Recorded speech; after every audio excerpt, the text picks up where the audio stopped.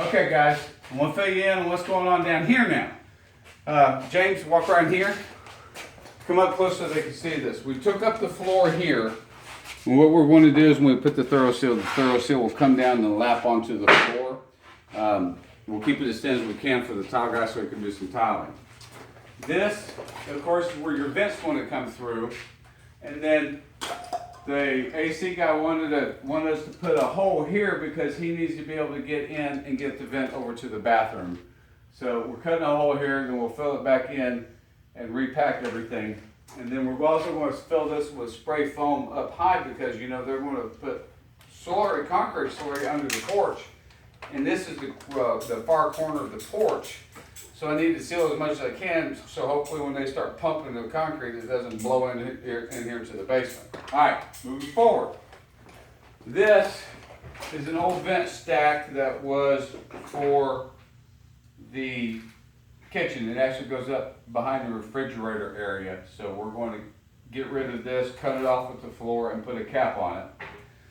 This wall is 2 inches out of square from that wall. So there's two, if you measure to here, it's 126 inches.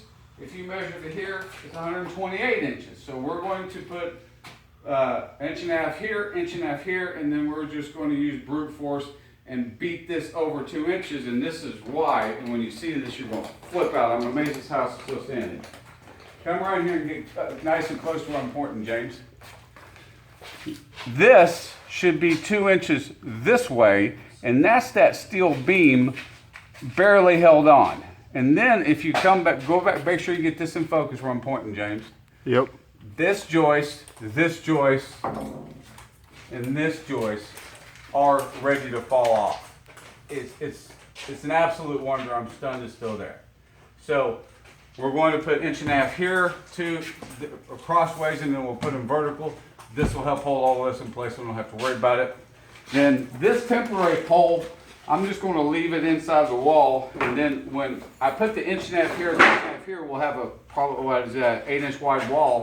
So I'm just going to put another quality pole on the end here on this steel beam, and that should hold everything. And then of course we'll cap it, and it'll disappear into the wall system.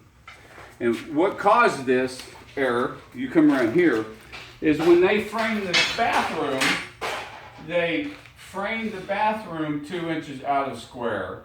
Then they came over and they framed this for some stupid reason, and they used the measurements that was off the bathroom. So everything just became 2 inches out of square. Don't know. All right. Here, obviously, we're going to buy, it's going to cost us a little extra, but we need to do it. We're going to put a 1/4-inch first strip here. Then Josh is going to purchase 96 inch and a half first strips. That'll make us level across here, across all the whole way, so we can get drywall. Now, Josh and I, if we don't get to it today, first thing in the morning, this window's coming out. It's going to be framed in for the 3.0 by 3.0 windows. And here's this other thing, and this is another thing that's really important.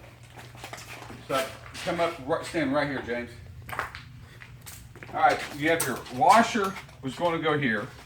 You want a sink, but know that the sink's going to cost you a little bit of counter space. So if you want a sink, so you want a sink here. Another option to think about is when you upgrade your washing machines, those come with the new sinks on the top. Just something to think about. But we have our kitchen sinks here.